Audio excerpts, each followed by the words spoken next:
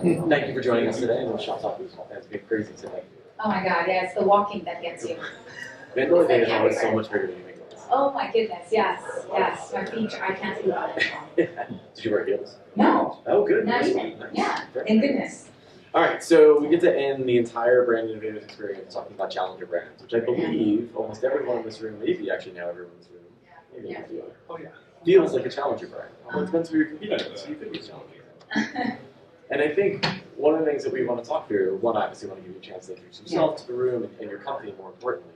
But I think what would be interesting for the room is to talk through what we all go through every day, which is what is it like to be a challenger brand and where do we struggle and what are the things that we're trying to do to break through? So I think that'll be kind of the basis of the conversation. Yeah. See how it goes. Yeah. Absolutely. Tell us where you go. Hi everybody, my name is Oshiya Savur. You can remember me as Osh. It's just 3 letters, can't go wrong with it.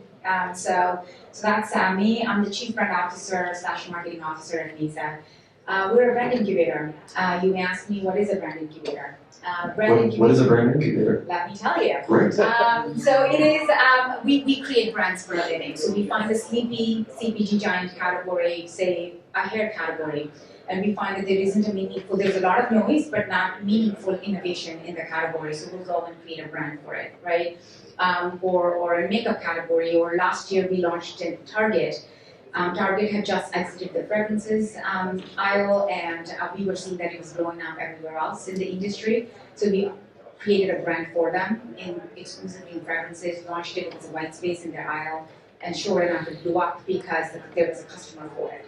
Right, so that's what we do. We find sleepy giant categories and we create challenger brands. That's what we do. So let me ask you an interesting question about that, because there's two, I've heard of different models, right, similar to what you're saying. So one is, I know in the hair care specifically, I've been an investor in a small company for a while, so I had to learn a little bit about it. There's hundreds of companies in that category.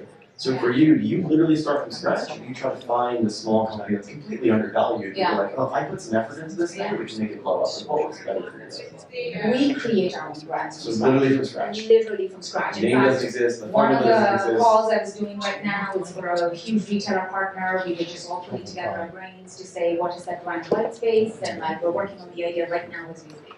And is it white label in my perspective? Would it be like the Target example, right? Is it a Target specific sole brand? Or is it something that can live outside of Target, but Target is kind of sponsoring you in that perspective? So we find exclusive retailer partners because that helps us unlock their support model. So when it's an exclusive, they really get behind you in a big way. So that's what we do. We'll have an exclusive retailer model, but it's not a private label. It's not a brand that Target owns. We still act like You own it entirely. We own it entirely. We still are driving a brand as any brand we know. Maybe for the room, 1 or 2 examples. Obviously, you've been with it for a while. Like, let's throw out an example of what worked really well and what maybe was underwhelming. Yeah.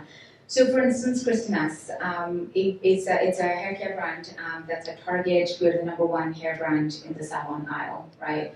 And when it was launched, it was so progressive, and it remains still very progressive in that there aren't any female hairdresser-founded brands in mass hair care. Period. Yeah, it's shocking to me that so many. Great hair, doesn't it? Yeah, he does have great hair. I mean, he gets some Christina's right. Yeah. So it's surprising, right? Like that there isn't a female hairdresser brand. In the meantime, females are the biggest users and consumers of it. So when you think about all the hairdresser brands that exist, they're all male hairdressers, right? So that was the white space we found. We launched it. Clearly, there was a market for it, and that went really well for us. And it remains a very successful brand for us. And we're now starting to really do brand marketing around it outside of the walls of Target. And when you thought about the formula, was the formula had to be very unique, or more of the story behind the formula was unique? All of it, right? So what is in Maesa's real wheelhouse is design and creative. So when you look at the brands, and if you went online right now, pulls up Christina's hair brand, the next time you're in Target hair out, check us out. We just look very different from anything in the market. It looks very chic, it's very minimalist, it almost is something you could find at Sephora, but it's sold at Target at the Target price point. And is that kind of the idea, is to think about marketing in a different way always? Yes. Or is it to say, we know what's working well, we can do it slightly different? How do you sort of align there? How we think about ourselves is that we are the prestige and mass. Okay. So we're at the very high end on pricing thresholds within our retailers. So our goal is to create something so surprising delight that you will think you could buy it at Sephora for double the price, but then when you find it at Target, suddenly because your willingness to pay is $30 for it, so suddenly $12.99 feels like a steal. When actually it's double the average price point at a Target, right? So that is just generally the model that we had, is to really surprise and delight with the aesthetic, with the marketing, with the branding, so that the consumer's willingness to pay is so much higher than the average competition. So creating a premium product when you sell it in a mass store, right? Correct. It doesn't have to be a premium price, but it's premium in that target, Correct. right? But it's better than what the consumer expects across the board. Correct. Exactly. So Fascinating. it's the pricing model. Right. It's interesting. Yeah. Well, it goes to the idea is, as all of us as consumers, right? We don't buy based off utility alone, right? Yeah. The story behind it, both the emotional and the value story, is always really interesting. Yeah. Speaking of which, many of us are marketers in the room, talking about the marketing strategy behind this, right? Yeah. So one is the formula, Yeah. price is the second part. Now the esoteric, how do you tell a story about that brand new brand that doesn't exist before? Right.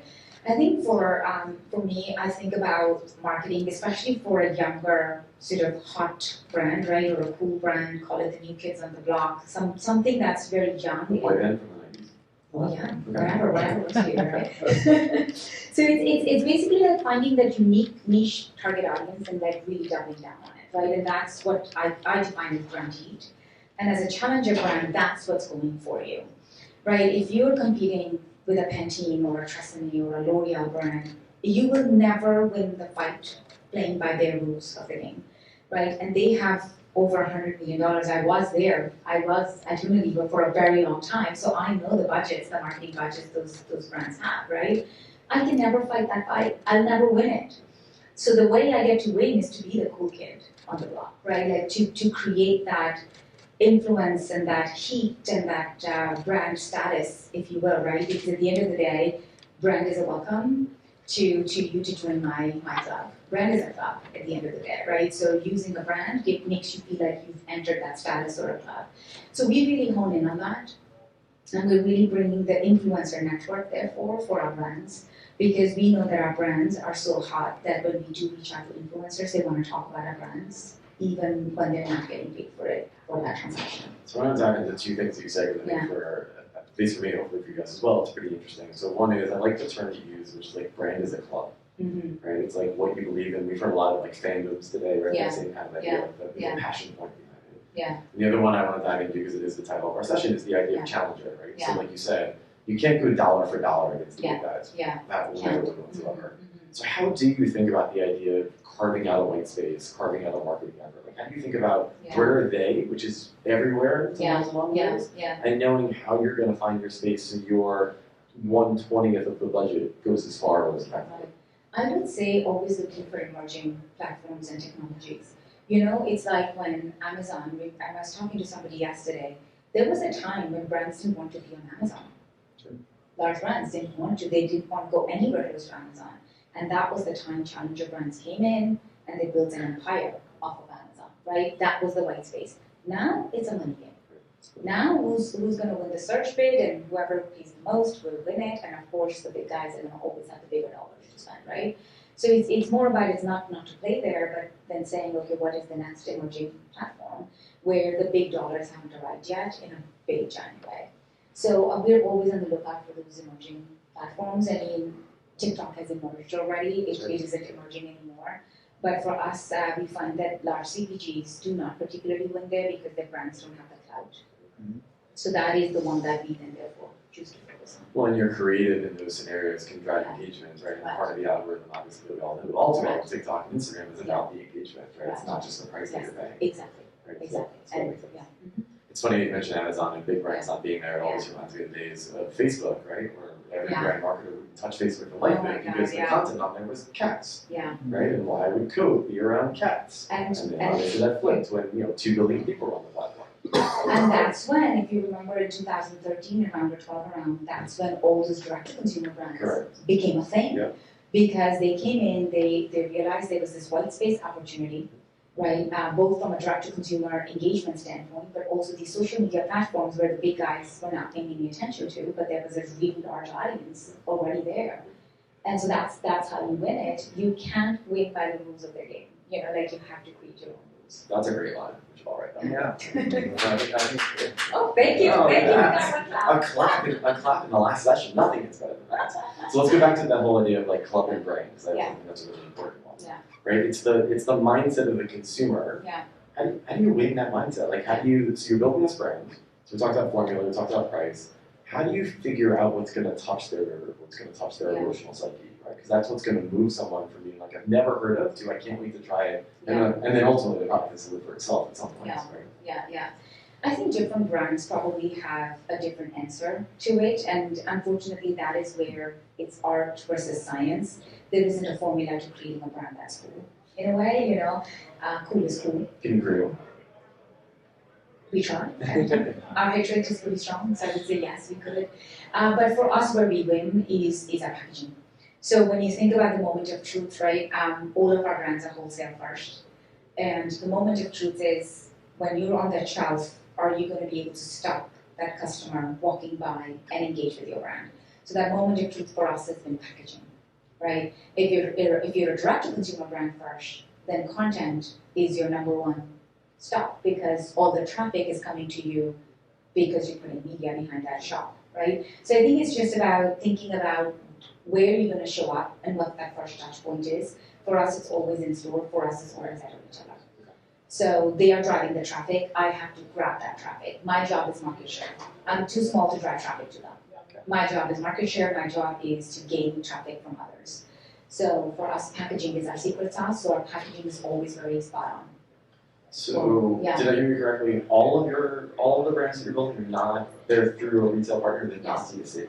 Not yet. Interesting. Okay. Mass is pretty hard to crack for D2C. The unit economics are pretty hard. Of course, the performance marketing is expensive as it is, and then when you throw in the shampoo, conditioners, the bottles are so heavy. By the time you're done shipping them, your P&L doesn't ever make sense. Okay. So mass brands actually have it pretty hard to do D2C. But I'm finding that TikTok Shop could be the alternative to D2C for mass brands. Because it doesn't require the same level of infrastructure build out for CAC or for acquisition. And from a fulfillment standpoint, currently at least TikTok is subsidizing it as well.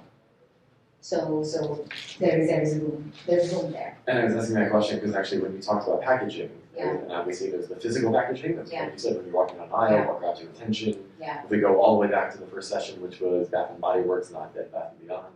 You can yourself those usually. Right, scent was the whole idea. Yeah. Right? And obviously in your category, scent could be a very big player. Yes, it's the second point of truth, moment of truth. Moment of truth. Yeah. And that's what got me thinking about and asking you the question of how much D2C is there, because obviously both the packaging and the scent looks very different online than it does in the store. But now I don't have to ask you that question anymore. Yeah, great, wonderful.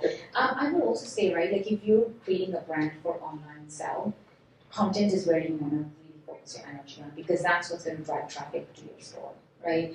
And the packaging becomes less important, the logo sizing of it, how it shows up, it's very different to say you're creating a brand for in-store environment where packaging is so critical. The codes you need to use to break through are very different.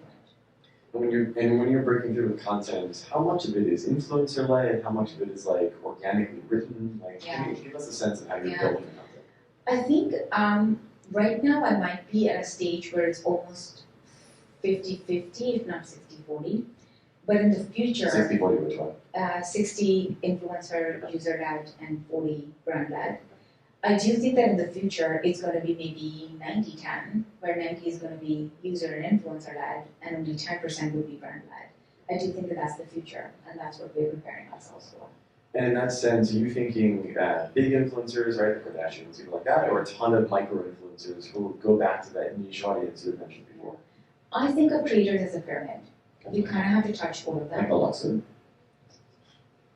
The one-liners.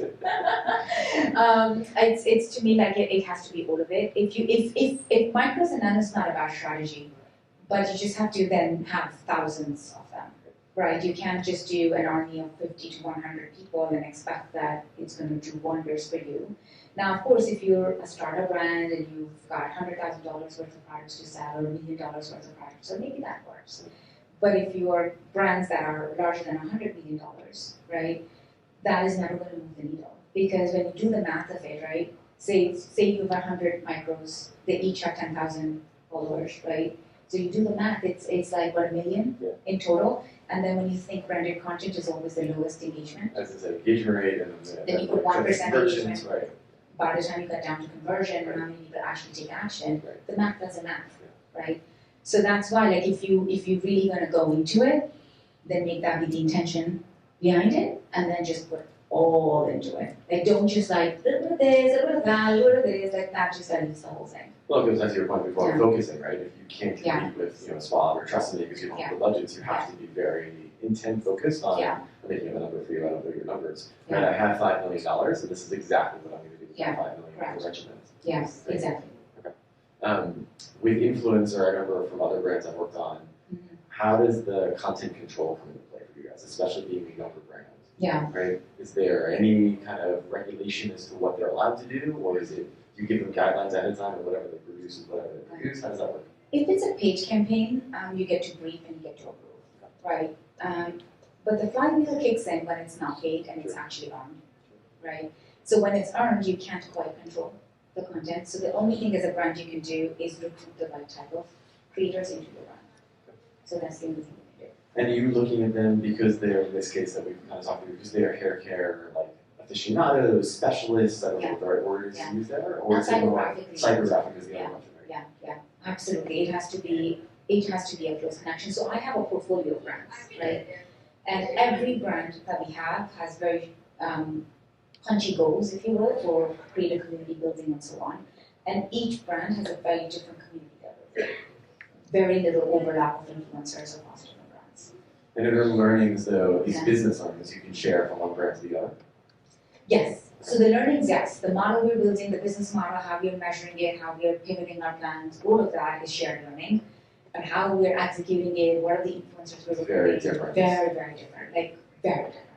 Is there a revenue, not specific, sorry. Yeah. Is there a generic revenue number that when a Yeah. brand gets to you, think about what the next stage is? So to sell that out separately, to sell it back to the retailer, like, Mhm. do you really think about what does the growth look like at some point? We have had very successful brands, but we haven't yet sold any. But we are owned by Bain Capital, so it's always something that gets discussed. But we haven't acquired or sold brands yet. But that is the job of an incubator, ideally. PE firms do like to make money, Yeah, they do. Cash is good, right? Cash But is also, good, but but selling is like- also selling the multiples. It's really good then. Yeah. That's very We cool. haven't got there yet. Other categories that you work with? Yeah, we play in all personal care and beauty categories. So that would mean we have already active brands in hair. Hair is our largest right now. We have skincare, we have makeup, we have fragrances, we have home care with candle, and there are a couple of other categories we're bringing out next year that I can't speak about, but they are completely unrelated to these that I mentioned. And again, all retailer based, right? So you're looking for retailer partners. Yes. Okay. And when someone like Bain is helping you guys, is there always like a seed fund that goes into each new product, or does that really come from the retailer perspective? It's all us. It's all you guys. It's yeah. Okay. Mm-hmm. They made a one investment, they're good, now it's up to you guys. Correct. to continue to grow. We're running our incubator. Yeah. And as the brand start to grow a little bit bigger, like you mentioned, do you start to build separate teams then for each one of the brands? Or is there You're asking very good questions. Yes, those are exactly the things we're. key majors of your business? Come on. Yeah, that's really insightful. So we are actually playing with that right now. At what scale does it become a brand hub, where they just share the learnings from everywhere else? So there are shared services, but the brand hub is there. So currently, the only brand that is uniquely a brand hub is Christmas. The rest of the brands, we are still evolving the model. So how I think about my team structure is that I have 5 different departments under me. So how I think about the structure is that all of our creative, all of our innovation is horizontal, so they're shared services.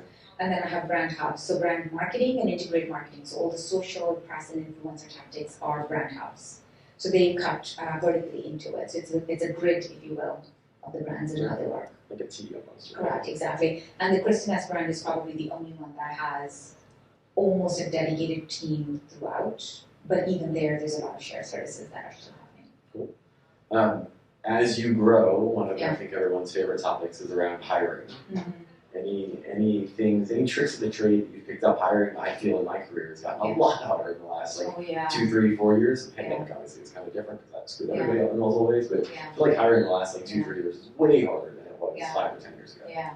You know, over the years, I have realized that attitude is more important than anything else, and an ability to change is even more important than anything else, especially in a sales and marketing career now. Every day things are changing so much, right? So if you're not able to change with the pace of where the consumer is going, that becomes the roadblock. So I actually am increasingly root on change mindset, attitude, hustle. How hard are you willing to work? And how far would you go to deliver the results? That's what I look for, and then of course there's the resume and everything else, but those 2 things are more important to me. So now I'm dying to know, what are the 1 or 2 questions that you get to, that you have to ask, that kind of bring that stuff out? Like I've got 1 or 2 that I go to, which are okay maybe at best, they're fun and different, but I'd love to hear yours. You know, it's generally the sense of the stories around what are your strengths and weaknesses. It's just the answers that people give you. Right, tell us about a hard time that you had. What did you do to fix the problem that you saw? Like, you know, just even some simple questions, but it's how they talk, what they say.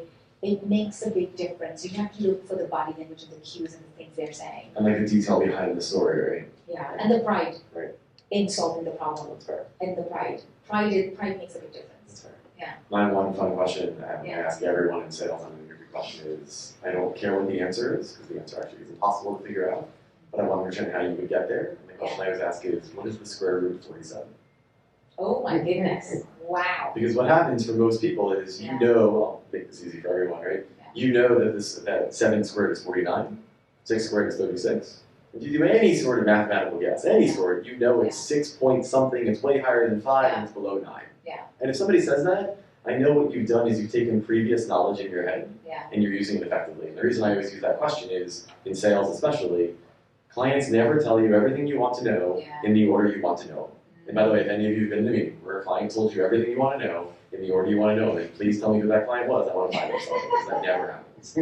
But how we listen carefully while still engaging in the conversation, but remembering what you said 20 minutes ago to bring it back is critically important. So that's kind of why I asked that. That's why I was asking you what kind of questions you ask. I'm always trying to find like 1 or 2 new fun questions to engage with. I'm going to be asking that question for sure. It's good. Oh, God, I'm so glad I'm not interviewing with either of you. Todd, if you want to see reactions, I've seen every sense of reaction possible. I think people cry, but like, I'm not a math person. I was like, that's not the point of the question, I promise. Like, I'll walk them through, they'll take a deep breath, it's okay. And then people are like, it's 6.8721, and I was like, well, how'd you get there? Like, I don't know, take a guess. I was like, that's not the answer either. Like, I want to know that you thought through how you got there. Yeah. That's excellent. That's a very good question. Cool. Well, I know it's the last part of the session. I'd love to obviously open the room up for you guys to ask questions about challengers. So, Savur, Yeah, quick question is that, how do you pinpoint the white space in your product mix? Like, what's your secret to that? For us, we look at prestige quite a bit, like what's blowing up in prestige. In my experience in the last over a decade and spent in the category, that's generally where the trends start. In the past, it used to take 3 to 4, sometimes 5 years for it to trickle into mass. Now, because of TikTok, these things trickle super fast. So what we do is we are always reading data, what's blowing up on TikTok, right? So really always keeping an ear to the ground and just seeing what's actually trending, what people are talking about. Is it translating into sales in prestige area? And then sometimes you start seeing even in mass, there's like these small things that are like really blowing up. And then if they just have the scale or the focus, they could actually become big. So that is definitely one way to do it. Yeah, I was just curious, working on Walmart, do you when you develop a product, do you look at a specific retailer like a Target or like a Walmart, or do you look at the overall category and then figure out which retailer you would want to go after? It's the latter, so it's always consumer first. Okay. What does the consumer want? What does the category need, right? And what is the best solution we can come up with? And then very quickly then, we are starting to think about who the exclusive retail partner would be, because we know where the price points we want to play in. And depending on that, they have their own demographics, value shopper, not value shopper, experimented, discovery-led, and so on. So then we'll pick the right retailer, then we start working on our gross margins, our P&Ls for it, and then see if it makes sense, we present them, and go. Yeah. You're introducing so many brands to the market. Some brands are losing market share, and maybe that at one point will be one of your brands. Yeah. Well, have you shut down brands, and do you see a future where more brands are being popped up and shut down in a more frequent basis? Yeah, incubation is a hard game. It's definitely hard. Just because you've launched a beautiful brand doesn't mean it will work. There's a lot else that goes into it. It's the support from the retailer, it's the gross margin, it's the profitability of your account, it's the ability to scale, it's the supply chain. So much goes into building a brand. I wouldn't say we haven't had brands that didn't work, but our hit rate is the best in the industry. And to give you context, like for the most part, 1 in 10 succeeds. For us, it's 2 out of 3, right? So, but there is that one that gets away and doesn't win, right? And those, and we are learning it the hard way. Sometimes we're trying to continue to keep at it and try to make it work. And then, as an owner, you have to know when to stop making it work, right? So at one point in time, you tap out and you cut your losses. At the end of the day, there's some cost in it, right? So, so we're just now starting to put that model in place and saying, okay, what are some early indicators that would tell us not to buy any more inventory, or that we start partnering with the retailers to start already marking down the inventory and then just cut our losses. But it's harder said than done, but we're starting to do it. That's hard. Yeah, it's not easy. I have one last question, kind of the odds, but I don't want the group asking you. Can you hire my daughter? She graduates in 2 years from Clemson. Send her resume on the way. She's got And the she'll right know the attitude. answer to the question. That's right, you can crack it right away. All right, let's end on this, right? I didn't ask you any choosy questions, so I figured I'd ask you what at least Oh no, one. please, no. I'm like so not spontaneous. What's the Not square used to root of 98? it. No, I am not going there. No, you're gonna be great. These are totally up to you. Totally, it's super easy. One trend you're really excited about in the overall marketing industry, and one that you think is completely overhyped. So, same answer to both the questions. Amazing. Can't wait to hear this. So this morning I This was from a non-spontaneous person now. so this morning I was at a breakfast and they asked the question, is AI overhyped? I raised my hand, and they asked, is AI underhyped? I raised my hand. Right? For the right use case, it is underhyped because, oh my God, you can do so much. Like one of our brands, we've created whole marketing campaigns purely with generative AI, no shoots ever done. Happy to show you guys the video content of it, right? But if you just think about generative AI, it's like sounds so complicated, and it's like everybody's talking about it, and I have a podcast. So I actually have been talking to a lot of people about it, and I've quickly realized there's a lot of motion, not enough movement. So every time people will come into a room, 50-odd people, everybody wants to talk about generative AI. And then you ask people on the use case, and 2 people will raise their hands, right? Because everyone else is just talking about it. It's like the chatter. So that's my answer to that. That's clever. I like it. I totally like it. Everyone. Great.